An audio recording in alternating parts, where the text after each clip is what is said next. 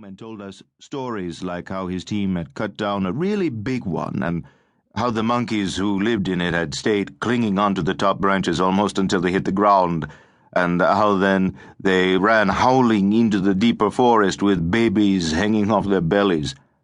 I don't know if that or any of the other stuff he told me was true or not, but I grew up listening to his stories and loving them.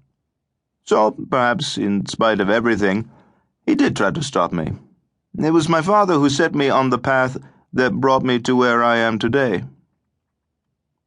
During the day, the big yellow tractors that hauled the logs back down the road growled past the town in clouds of red dust that drifted into the square, the plaza, where we played soccer. It was just a big patch of ground between the tin church and the cafe, no grass. We had games that started as soon as we were let out of school and didn't end until our fathers came back in the trucks and darkness was falling. We were all soccer crazy, of course. Actually, it was not just us kids who were obsessed with soccer. The whole place was. The cafe had TV, and everyone squeezed in there to watch the big matches. The walls were covered with posters and photos, our players, German, Spanish, and English players, great players, and teams from the past. And after a big match, even if it was dark, even if it was raining, we would run into the plaza to replay the action, calling ourselves by the names and nicknames of the great stars, Pele, the Grey Ghost, Little Bird, Maradona, whatever. And you were El Gato, the cat, said Paul Faustino. The big goalkeeper smiled. Oh, no, not then, he said. You see, I was useless. I couldn't play. The other kids could do great things with the ball, take it out of the air on the top of the foot, run and keep it in the air with the head, score goals with bicycle kicks, stuff like that. I could do none of this.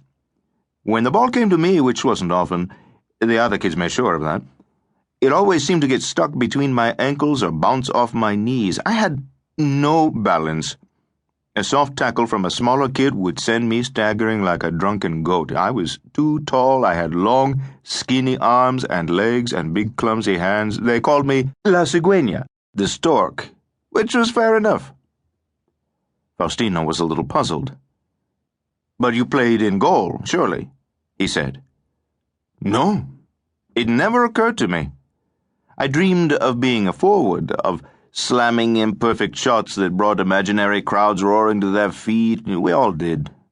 Besides, there were two big, strong kids who were always the goalies, so I just got pushed farther and farther out to the edge of the game. And even then, if the ball happened to come toward me, the nearest player on my side would yell, "Leave it!" and take the ball instead. One day, I played for 2 hours and didn't touch the ball once, except for when it hit me on the backside by chance. That was the day I decided to give up soccer. I was 13. All the same, Faustino said dryly, you've played a game or two since. The goalkeeper smiled again. Yes, my retirement was a bit premature, as it turned out, but I never played in the plaza again, and it was giving up soccer that made me a soccer player. You've lost me, Faustino said. What does that mean? Giving up soccer made me a soccer player.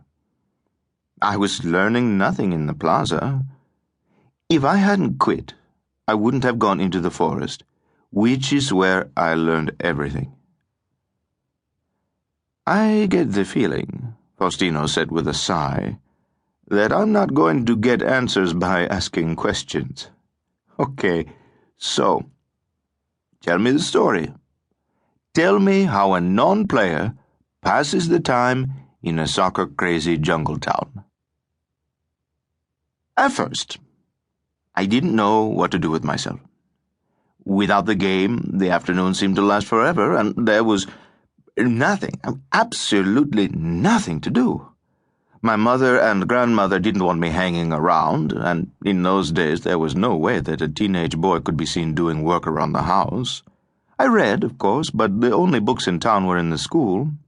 Somehow I had to fill my afternoons for the 2 long years before I could climb onto the truck with my father and go to work.